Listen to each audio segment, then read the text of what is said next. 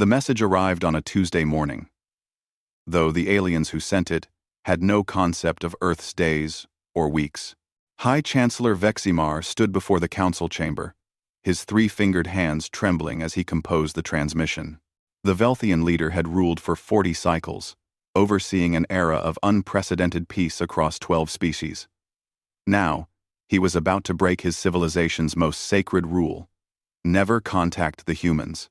The Galactic Coalition had discovered Earth 17 years ago. The surveillance reports were disturbing. This blue planet orbited a yellow star in a quiet arm of the galaxy, and on it lived billions of creatures that called themselves human. The Coalition's anthropologists studied them with growing horror. Humans came from a death world where everything seemed designed to kill them: predators with massive teeth, microscopic organisms that caused plagues, weather patterns that could level cities, and gravity so strong it would crush most Coalition species. But the environment wasn't what frightened the Coalition. It was human history. They had recordings of human wars spanning thousands of years. World War I, where millions died in trenches filled with poison gas. World War II, ending with weapons that split atoms and burned cities to ash. Countless smaller conflicts where humans killed each other over land, resources, religion, and ideas. The Coalition watched humans create weapons capable of destroying their entire planet, then choose not to use them. It was the restraint that made them most dangerous. They knew how to end worlds, but decided to wait. They are too violent, the Council had decided. We will observe, but never make contact. Now, Vex-Emar had no choice. The Ravager swarm had appeared 6 months ago, at the edge of Coalition space. At first, they thought it was a migration. The insectoid creatures traveled in massive bioships, grown from living tissue. When the Coalition sent ambassadors, the Ravagers consumed them. When they sent gifts, the Ravagers consumed the ships. When they tried to flee, the Ravagers followed and consumed everything. 3 Coalition worlds were gone. Simply gone. Stripped of all organic matter down to bare rock. 7 billion souls erased from existence. The Coalition Defense Fleet, designed for patrols and ceremonies, was swept aside like insects before a storm. Commander Thrin of the Clixon species had led every ship they had into battle. He lost 2/3 of his fleet and gained nothing. The Ravagers couldn't be reasoned with, couldn't be bribed, couldn't be stopped. Vex-Emar pressed the transmission key. The message was simple. We need help. We are dying. Please. He sent it to Earth and prayed the humans would show mercy. Ambassador Yuri received the transmission in her office at the United Nations building in Geneva. She was young for a diplomat, only 35. But she had been chosen specifically for alien contact because of her calm demeanor. She read the message 3 times before calling the Emergency Council. Within hours, the United Defense Council convened.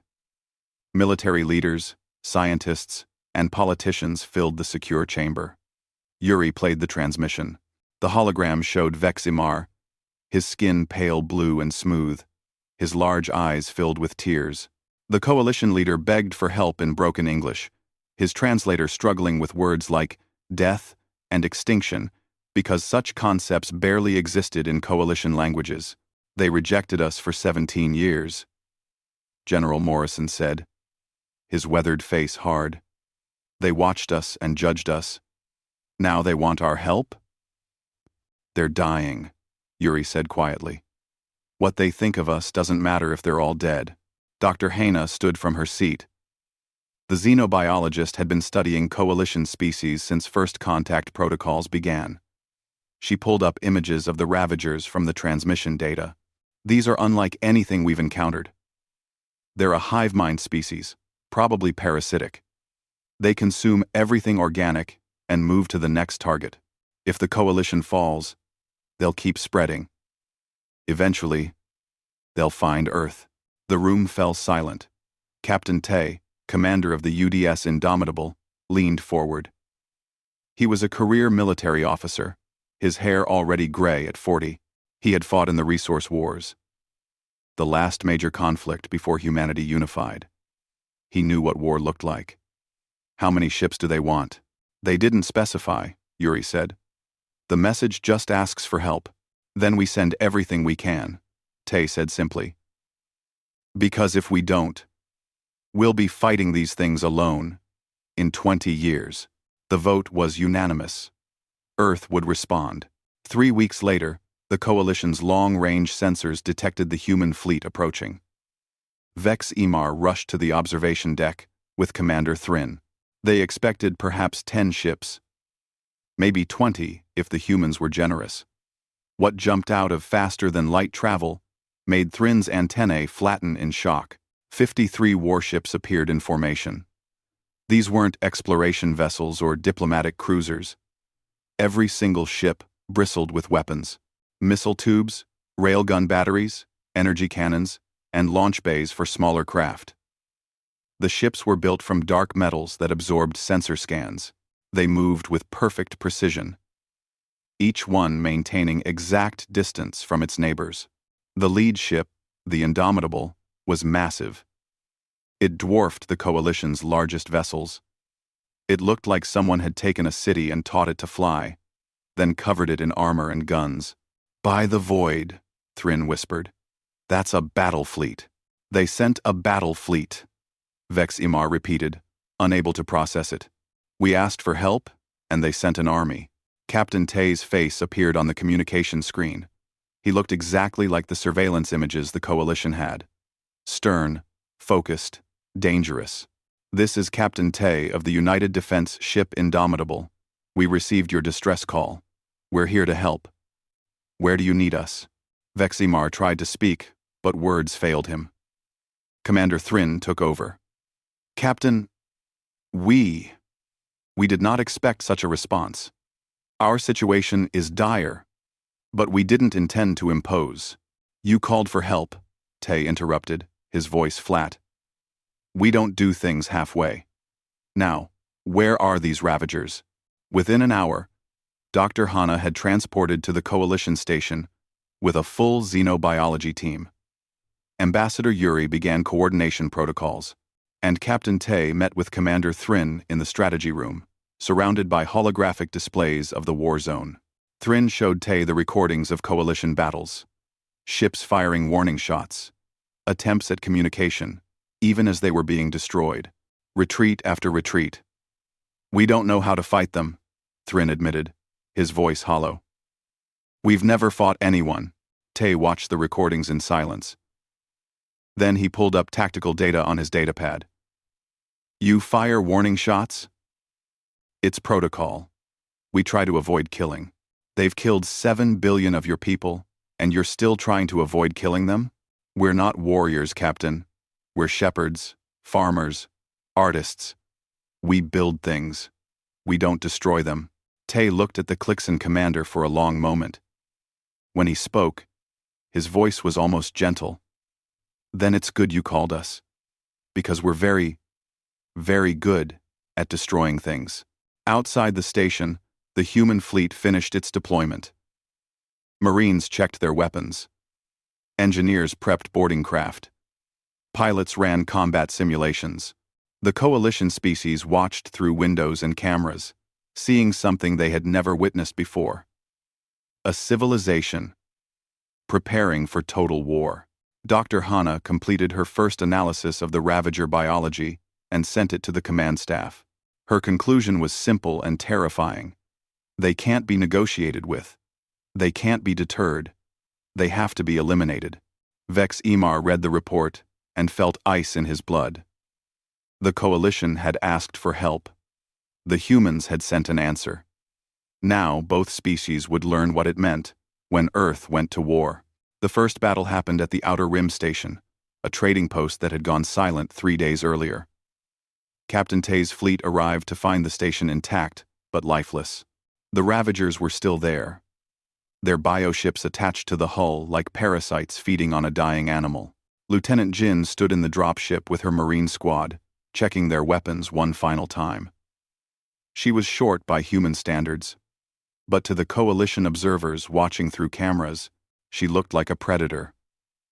Her armor was black and angular, covered in pouches for ammunition, grenades, and medical supplies. Her rifle was a brutal thing, designed to punch through armor and flesh with equal efficiency. "First time fighting bugs, Lieutenant?" one of her Marines asked, grinning behind his helmet. "First time fighting alien bugs," Jin corrected. "Bugs are bugs. We kill them the same way." Voresh watched the display from the Coalition Command Center, his herbivore species' gentle nature making every moment of this preparation torture. He had never seen violence in person. The Coalition had no violent entertainment, no combat sports, no war movies. Violence was something that happened in the ancient past, before civilization. "They're joking," Voresh whispered to Veximar. "They're about to go into battle, and they're joking. Humans use humor to cope with stress," Dr. Hanna explained, standing nearby. "It helps them stay focused. You'll hear a lot of it." The dropships launched. Voresh counted 36 small craft, each carrying 12 Marines. Over 400 humans, heading directly into a Ravager nest. The Coalition's military doctrine was to evacuate and call for support. Humans apparently preferred to charge straight at the enemy.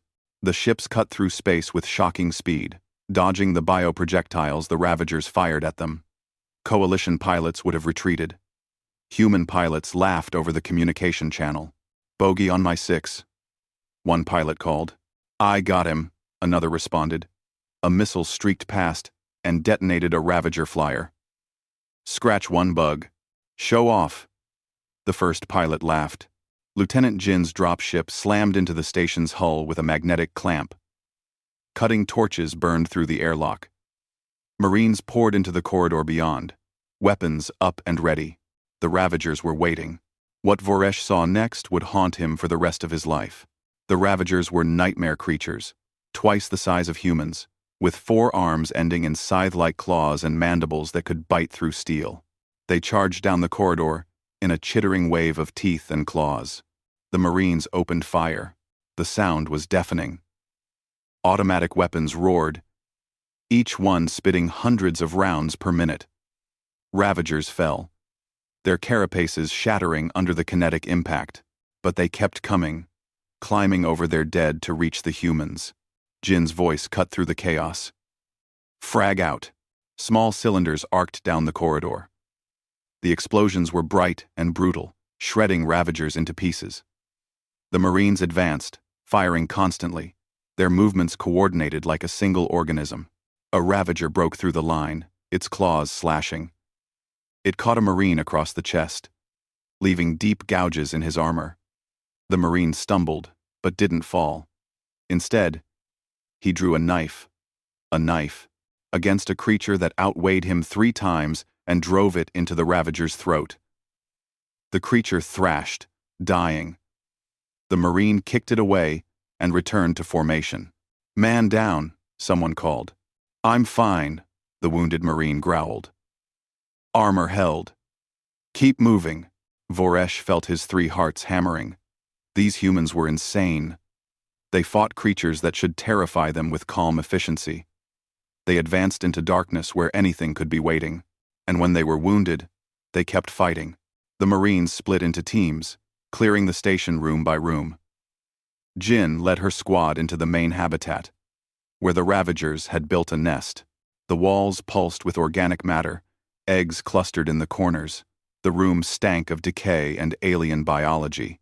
"Burn it," Jin ordered. Specialist Minji stepped forward with a flamethrower. The weapon roared to life, pouring liquid fire across the nest. The eggs burst from the heat. The walls blackened and died. Ravagers screamed and charged. The Marines cut them down, their weapons never stopping, never hesitating. In space, Captain Tay's fleet engaged the Ravager bioships. The human vessels moved with aggressive precision, their weapons firing in coordinated volleys. Railgun rounds punched through bio-armor. Missiles detonated inside living hulls. Energy weapons burned through flesh ships, like hot knives through butter. Commander Thrin watched from the Coalition flagship, his mandibles clicking in distress. They're not trying to disable the ships. They're destroying them. Completely. There's nothing to disable. Tay's voice came through the comm. These aren't ships with crews.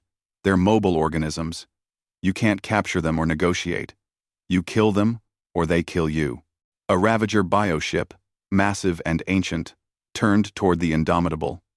It fired a cloud of spore pods, living projectiles that would attach to the hull and eat through to the crew inside. The Indomitable's point defense system activated. Thousands of small-caliber rounds filled space, detonating every single spore before they reached the hull. Then, the ship's main railgun fired. The projectile was a solid slug of tungsten, accelerated to a significant fraction of light speed. It hit the bioship dead center and simply erased it. One moment, there was a ship. The next, there was an expanding cloud of organic debris. By the void, Thrin breathed. What are these people? Back on the station, Jin's squad reached the command center. They found what was left of the Coalition crew.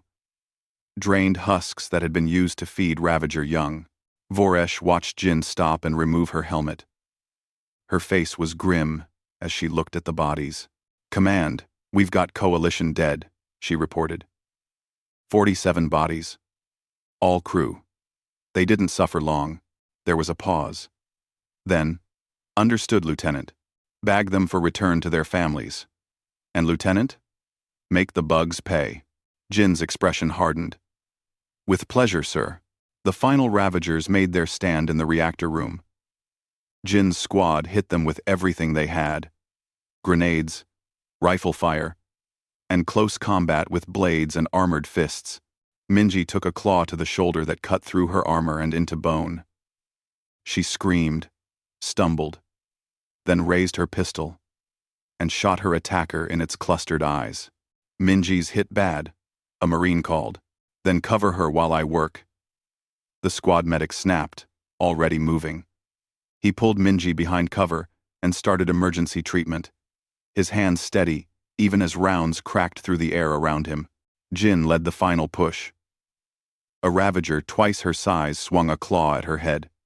She ducked under it, drove her rifle barrel into its mandibles, and fired full auto until her magazine was empty. The creature collapsed. She reloaded without looking, her movements automatic from years of training. "Station clear," she finally reported.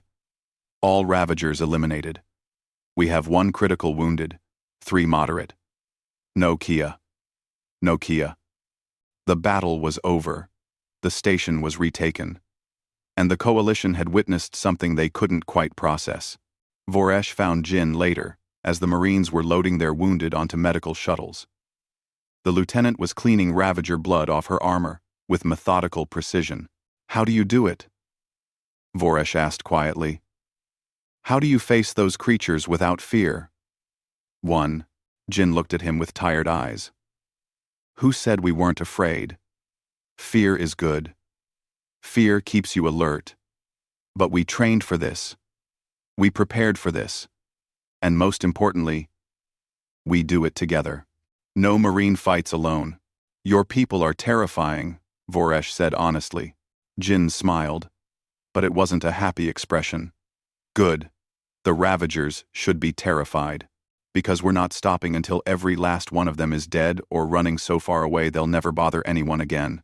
She walked away, leaving Voresh to contemplate what his people had unleashed. They had called Earth for help. Earth had answered with warriors, who treated nightmare battles as just another day's work. The Coalition wanted salvation. They got something far more primal. They got humans at war. And the war had only just begun. Colonel Sung arrived 3 weeks after the first battle, bringing with him the full weight of Earth's military doctrine. The temporary command center on liberated Moon 3 became a war room unlike anything the Coalition had ever seen. Holographic displays showed fleet movements, resource allocations, casualty projections, and something that made Vex Imar's blood run cold: acceptable loss percentages. "You're planning to lose ships?" the High Chancellor asked, staring at the numbers. "To lose soldiers?" Sung looked at him with patient eyes. The colonel was older. "Maybe 60? with scars on his hands and a calm demeanor that suggested he had seen worse things than the Ravagers. War has costs, Chancellor. We calculate them, we plan for them, and we accept them. The alternative is to lose everything because we weren't willing to sacrifice anything. This is barbaric, Lixandra said, her empathic species nearly overwhelmed by the cold mathematics of human warfare. You're treating lives as numbers. We're treating lives as precious, Sung corrected gently. Every number represents a person we'll try to save. But if saving one person costs 10 others, we have to make hard choices. That's command. Dr. Hana entered the room carrying a data pad, her expression troubled. Specialist Hai followed her, the psychological warfare officer looking like she hadn't slept in days. They had been studying Ravager communication patterns, looking for weaknesses. We found something, Hana said without preamble. The Ravagers communicate through bioelectrical signals and pheromone markers. They're a true hive mind. Individual Ravagers have almost no independent thought. Can we communicate with them? Vex Imar asked hopefully. No, Hay said flatly. But we can confuse them. I've developed a signal that disrupts their coordination. It makes them attack each other, flee randomly, or simply shut down. Lixandra stood abruptly. That's a weapon that targets their biology specifically. That's against coalition law. That's biological warfare. Hai met her eyes without flinching. Yes, it is, and we're going to use it. The room erupted in protests from the coalition members. Sung let them argue for exactly 30 seconds before slamming his hand on the table. The sharp crack silenced everyone. Let me be very clear, Sung said, his voice cold enough to freeze water. The Ravagers have killed 7 billion of your people. They've consumed 3 worlds. They cannot be reasoned with, cannot be bargained with, and will not stop until everything organic in this galaxy is dead. So yes, we're going to use biological weapons.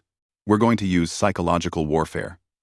We're going to use every single advantage we have because this isn't a sport with rules. This is survival. You're monsters, Lixandra whispered. We're survivors, Hannah corrected quietly. And if being monsters means your children get to grow up, then we'll be monsters. The tension was broken by an emergency alert. A Ravager fleet had been detected heading toward Coalition Station 7, a civilian habitat with 2 million residents. The station's shields couldn't hold against a sustained assault. Evacuation would take days. The attack would come in hours. Captain Tay's voice came through the comm. Indomitable is closest. We can be there in 40 minutes. You can't hold off an entire fleet with one ship, Commander Thrin protested. Watch us, Tay said simply. The Indomitable jumped to faster than light speed, leaving the fleet behind. When it emerged near Station 7, the Ravager fleet was already beginning its attack. 15 bioships, each one massive and deadly, surrounded the station like predators around wounded prey. Tay stood on his bridge, calm as still water. All hands, battle stations. Engineering. I need everything you can give me. Weapons. Pick your targets. Helm, get us between them and the station. Sir, we're outnumbered 15-1, his first officer said. Then we better make every shot count. Launch all fighters. Activate point defense. And somebody tell the station to get those civilians moving. The Indomitable charged into the Ravager formation like a spear through flesh. Its weapons fired in every direction at once, each gun independently targeting threats. Missiles streaked out in swarms, detonating against biohulls. Railguns punched through armor. The ship's shields flared as Ravager weapons struck back, but they held. Aboard the station, Bronthal watched in awe. The large, peaceful being had never conceived that one ship could fight so many. Yet the human vessel moved with deadly grace, rolling, diving, never staying still, always firing. It was like watching a dancer who killed everything that came near, but numbers told their story. The Indomitable's shields failed on the port side. Bioprojectiles struck the hull, burning through armor. Atmosphere vented from 3 decks, The damage reports scrolled across Tay's screen in red letters. "Sir, we can't hold this position much longer," his tactical officer reported. Tay checked the evacuation status. Half the civilians were still on the station. Then, we hold it anyway. A Ravager dreadnought, bigger than any ship they'd seen before, emerged from faster-than-light travel. It was ancient and massive. Covered in battle scars from 1,000 worlds, it turned its weapons toward the crippled Indomitable. Tay looked at his crew.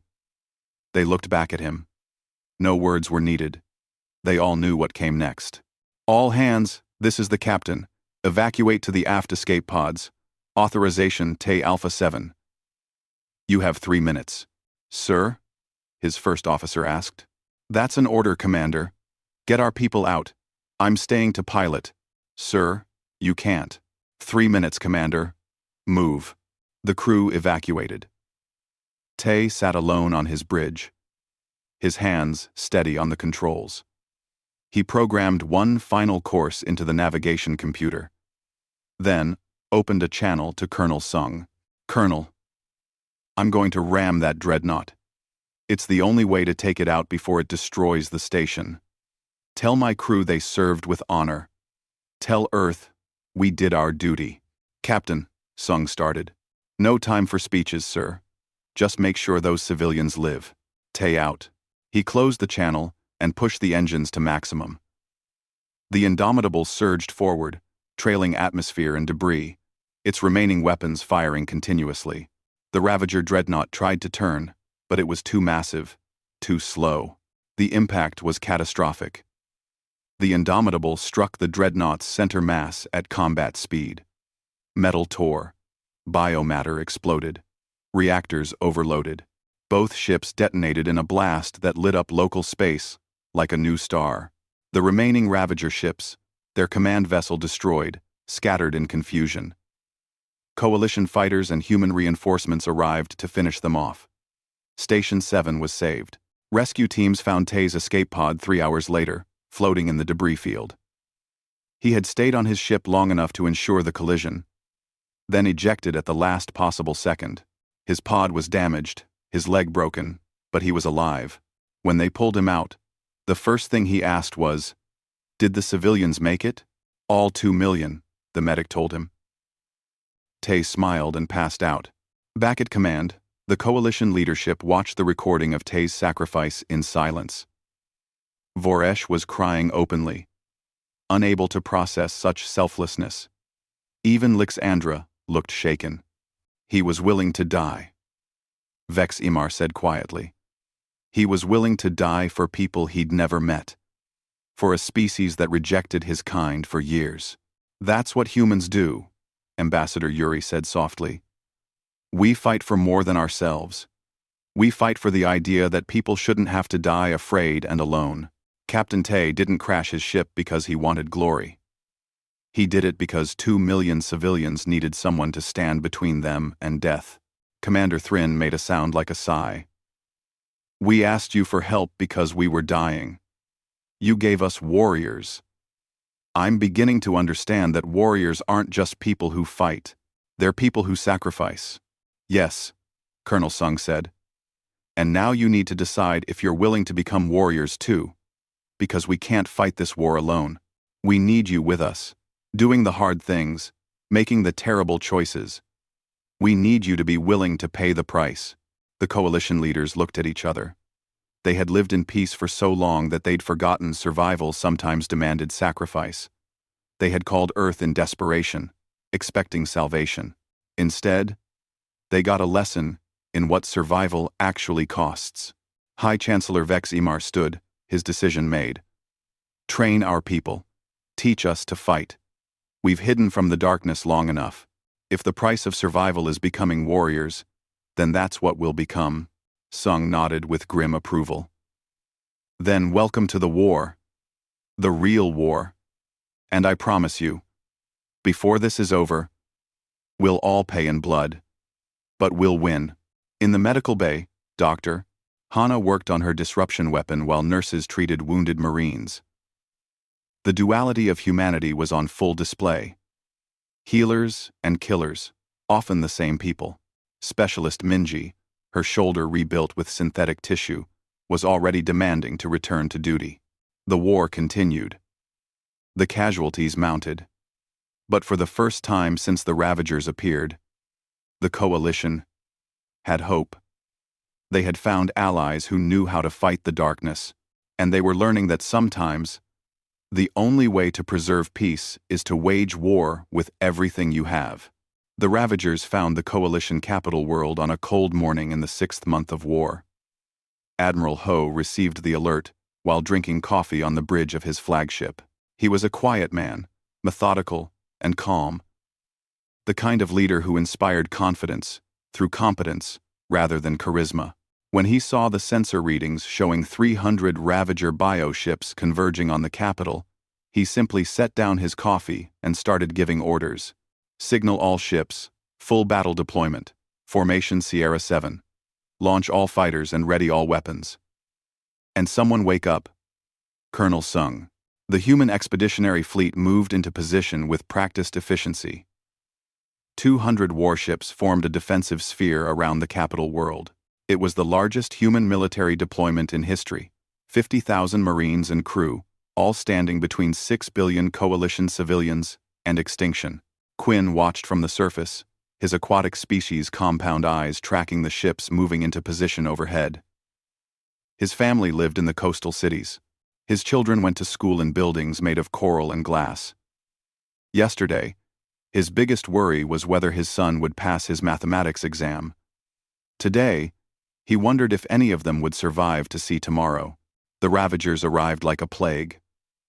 Their bioships were diseased things, grown from stolen genetic material, pulsing with unnatural life. They moved in a swarm pattern, coordinating through their hive mind with perfect efficiency. They had learned from previous battles, adapted their tactics. They didn't charge recklessly anymore. They came in waves, testing defenses, probing for weakness. The human fleet opened fire at maximum range. The space between the fleets lit up with weapons fire. Missiles, railgun rounds, energy beams, all converging on the Ravager vanguard. Ships died by the dozens, their biomatter exploding in the vacuum. But more kept coming. Always more. They're trying to overwhelm us through attrition, Admiral Ho noted clinically. They'll throw ships at us until our ammunition runs low. Then we conserve ammunition and make every shot count. Colonel Sung replied from his station. All ships, fire discipline. Choose your targets. Carefully. Yelshara, the crystalline scientist, monitored the battle from a Coalition research vessel. Her species processed information differently than others, seeing patterns in data that organic minds might miss. She had been studying human physiology for months now, trying to understand how a species from a death world could be so effective at war. The answer was disturbing. Humans healed faster than any species she had studied. Their bodies were designed for damage control, for continuing to function even when severely injured. They produced natural painkillers during trauma. Their blood clotted rapidly. Their bones were dense and strong. Their muscles could generate extreme force when needed. But it was more than biology. Humans trained constantly for disaster. Every ship had damage control teams that could seal hull breaches in minutes. Every soldier carried medical supplies and knew how to use them. They planned for everything to go wrong because, in human history, everything usually did go wrong. A Ravager breakthrough caught the 3rd defensive line off guard. 15 bioships punched through the formation and dove toward the planet's surface. Admiral Ho's response was immediate. Interceptor squadrons Gamma and Delta, pursue and destroy. Surface defense batteries, go active. Civilian population, this is not a drill. Evacuate to underground shelters immediately. The human fighters were small, fast craft, piloted by humans who seemed to have no fear of death. They chased the Ravagers into the atmosphere, firing missiles and cannons, forcing the bioships away from population centers.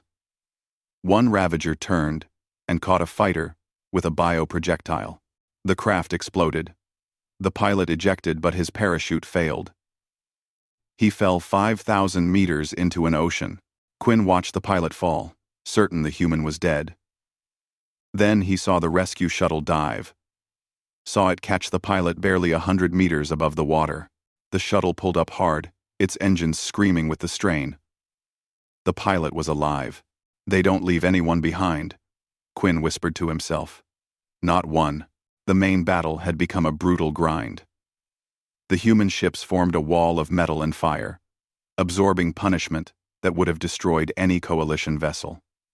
Their armor held where shields failed. Their redundant systems kept weapons firing, even when half the ship was dead. They were built for one purpose: to endure. Sergeant Bin led a rescue team down to a coalition colony that had taken Ravager spore contamination. The colony of 12,000 was under quarantine, dying slowly as the spores spread. The coalition had written them off as lost. Bin hadn't. His team moved through the colony in full biosuits, pulling survivors from collapsed buildings, administering antidotes that Dr. Hana had developed. The Ravager spores were deadly, but Hana had found that Earth had worse. She based her cure on treatments for terrestrial parasites, adapted for alien biology. Why are you here? A coalition medic asked Bin, barely conscious from spore exposure. Your people could get infected. You could die. Bin checked the medic's vital signs and administered the antidote. Could die anyway. At least this way, we save some people. Now shut up and let the medicine work. The medic survived. So did 8,000 others. The rescue took 3 days of non-stop work. Bin's team didn't sleep. They couldn't. There were people dying. Back in space, the battle entered its second day. The human fleet was battered. 17 ships destroyed. 34 damaged. Casualty lists growing by the hour. But the Ravagers were being ground down. For every human ship lost, they lost 20. For every Marine killed, 100 Ravagers died. Admiral Ho studied the tactical display with tired eyes. They're preparing something big. A final push. Dr. Hana, is your weapon ready? Yes, Hana replied from her laboratory ship. But Admiral, I need to be clear about what this will do. The disruption signal will cause catastrophic failure in their hive mind. They'll turn on each other, attack randomly, lose all coordination. Many will simply shut down and die. It's not painless. And are they sentient? Ho asked quietly. Hana hesitated. Individual Ravagers? No. The hive mind as a whole? Maybe. It's complicated. Will it stop them from killing billions of civilians? Yes. Then deploy it. God forgive us. But deploy it. The signal transmitted across every human ship simultaneously. A bioelectrical pulse, fine-tuned to Ravager neural patterns. The effect was immediate and horrific. The Ravager fleet simply fell apart. Ships attacked each other. Some fled in random directions. Others just stopped. Their crews dying as the hive mind that gave them purpose shattered. The coalition observers watched in horrified awe. Lixandra turned away, unable to watch the massacre. You're killing them. You're killing. Yes, Colonel Sung said simply. That's what war is. That's what you asked us to do. Lieutenant Jin led the assault on the Ravager Queen ship, the central node of the hive mind. It was the largest bioship they'd ever encountered. Ancient and powerful. Her Marines fought through corridors of living tissue, facing Ravagers that fought with desperate ferocity even as their coordination failed. The Queen was massive, a grotesque thing of flesh and chitin, surrounded by warrior forms 3 times the size of normal Ravagers. Jin's squad hit them with everything they had. Grenades, flamethrowers, automatic weapons fire. Marines fell, wounded or dead, but they kept advancing, kept firing, kept fighting. Jin reached the Queen and planted explosive charges directly on its thorax. A warrior form slammed into her, cracking ribs and breaking her arm. She shot it with her sidearm, one-handed, emptying the magazine into its face. The warrior fell. Jin armed the charges and ran. The explosion was massive. The Queen ship tore itself apart from the inside. The remaining Ravagers across the system simply stopped functioning, their hive mind dead. The battle was over. The aftermath was grim. The human fleet had lost 23 ships and 4,000 personnel. The coalition had lost millions before the humans arrived. But the capital was safe. The Ravager threat was broken. And the coalition had learned what it meant to be protected by humans. Quinn found Sergeant Bin in a medical tent, his biosuit covered in blood and worse things. The human was sitting on a crate, his head in his hands, exhausted beyond measure. "You saved my daughter," Quinn said quietly. "She was in that colony." The medic said, "If you hadn't come, everyone would have died." Bin looked up with red-rimmed eyes. "Just doing our job." "No," Quinn said firmly. "Your job was to fight the Ravagers. You chose to save us. You chose to risk your lives for strangers." "Why?" Bin was quiet for a long moment. When he spoke, his voice was rough with emotion. "Because someone has to. Because we know what it's like to lose people. And because if we don't protect those who can't protect themselves, what's the point of all this? What's the point of being strong if we only use it for ourselves?" Quinn's eyes filled with tears. He had been afraid of humans. They were violent, dangerous, from a world that killed everything weak. But he understood now. They were violent because they chose to be. Chose to stand between the darkness and the light. They were monsters who had learned to protect instead of prey. Admiral Ho addressed the coalition government that evening, his uniform dirty from combat, his face lined with exhaustion. "The Ravager Queen is dead. The hive mind is broken. Scattered groups might remain, but the threat is over. You're safe now." High Chancellor Veximar stood, his expression complex. "How do we thank you? How do we repay what you've given us?" "By surviving," Ho said simply. "By rebuilding. By remembering that peace isn't free. Someone always pays for it. Today, it was us. Tomorrow, it might be you. So get strong, get ready, because this galaxy is dangerous, and the Ravagers won't be the last threat you face." The coalition had asked for help and received salvation delivered through violence. They had learned that monsters could be heroes, that warriors could be protectors, and that sometimes the only thing standing between civilization and extinction was people willing to do terrible things for good reasons. 1 year after the war ended, Ambassador Yuri stood in the Coalition Memorial Garden on the capital world. The garden was a human design, mixing Earth plants with Coalition flora in a way that represented unity through diversity. 12 species had contributed to its creation, each one planting something from their homeworld. The humans planted cherry trees. The memorial wall listed names. All the names. Coalition civilians killed by the Ravagers. 7 billion. 200 million. 400,000. And change. Human military personnel killed in the war. 40,812. The numbers were carved in stone that would last 1,000,000 years. Voresh found Yuri there, reading the names. The gentle herbivore had changed in the year since the war. He walked with more confidence now. His eyes harder. He had seen things that no member of his species should ever witness.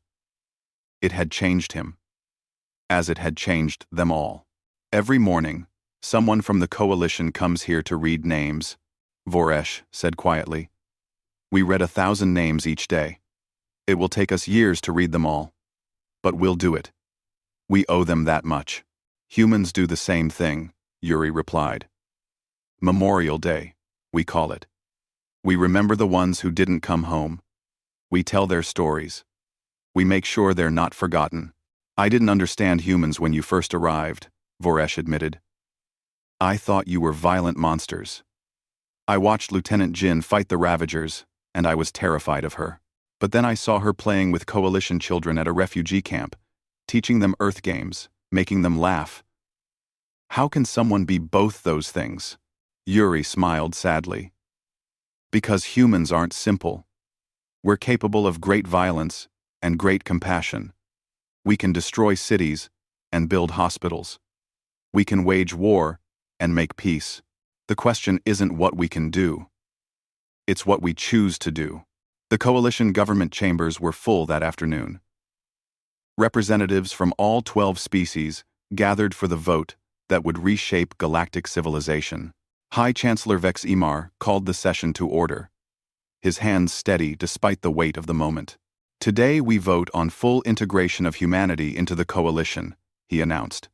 Not as probationary members, not as observers, but as equal partners with full voting rights and responsibilities.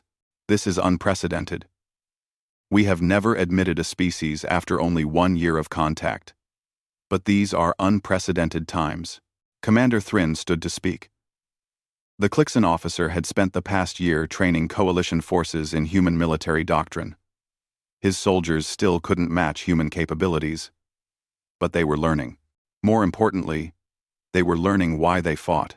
I opposed first contact with humanity, Thrin said bluntly. I thought they were too dangerous, too violent. I was right about the danger. I was wrong about everything else. Humans are dangerous. But they're dangerous to our enemies, not to us. They came when we called. They fought when we couldn't. They died protecting people they'd never met. If that's not worthy of full membership, nothing is.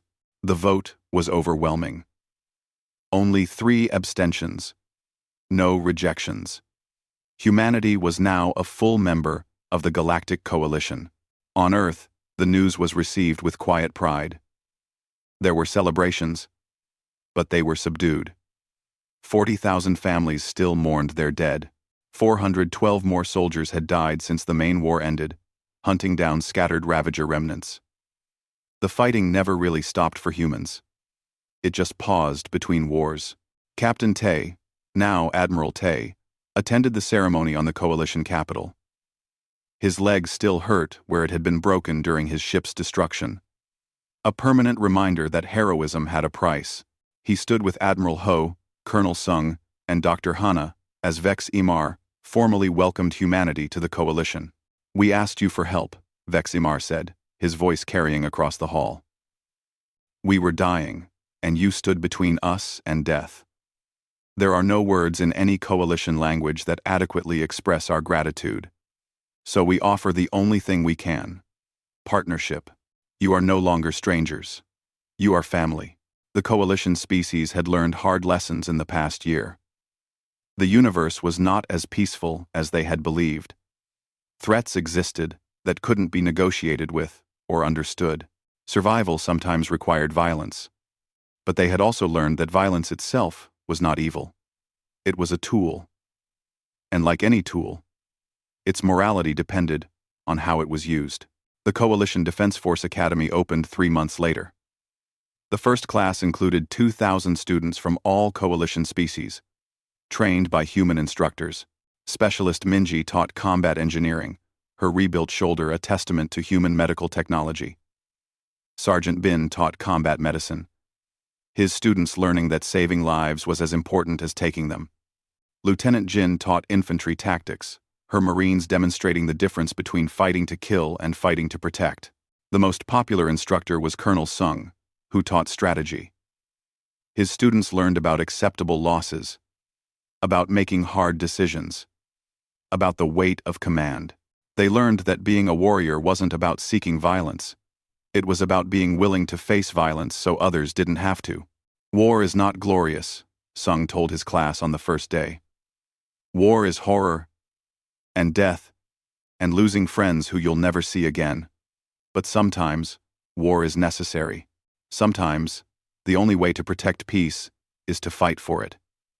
That's what we're teaching you. Not how to enjoy violence, but how to endure it when there's no other choice. Dr. Hana continued her research, this time focused on protection rather than destruction. She developed vaccines against Ravager spores, treatments for bioweapon exposure, and methods to detect hive mind species before they became threats. The Coalition had been naive about biological dangers. Hana made sure they never would be again. She often thought about the disruption weapon, about the Ravagers dying as their hive mind shattered. It haunted her. But she had made her choice, and she would live with it.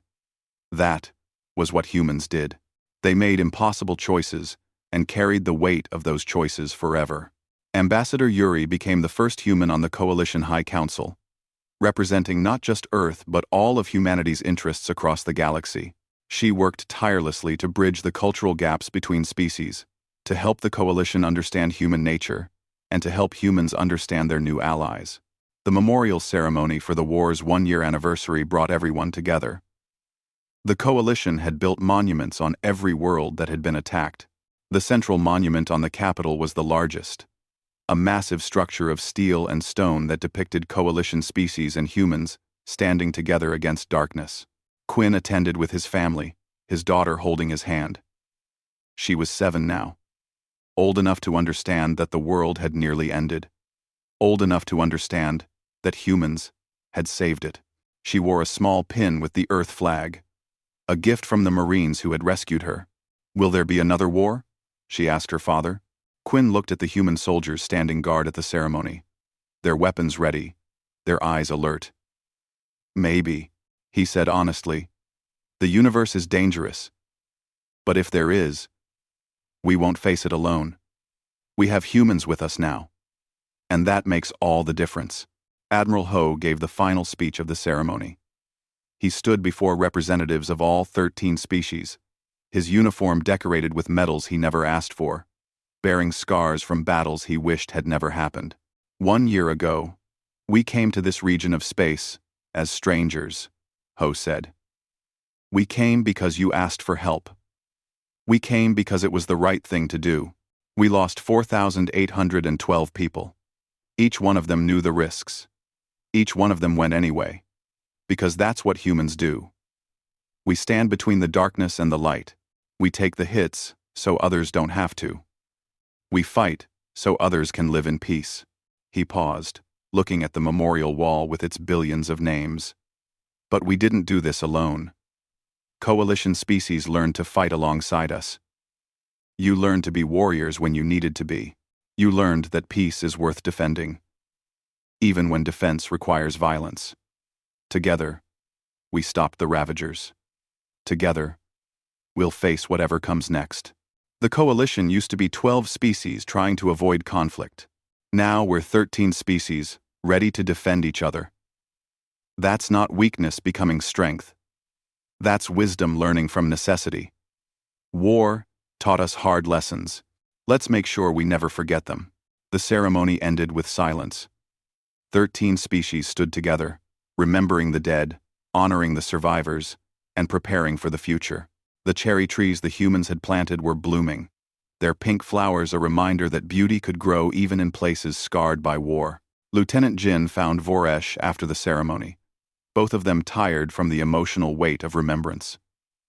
They had become friends over the past year, the warrior and the pacifist. Learning from each other. "Do you regret calling us?" Voresh thought about it for a long moment. "No," he said finally. "You terrified me.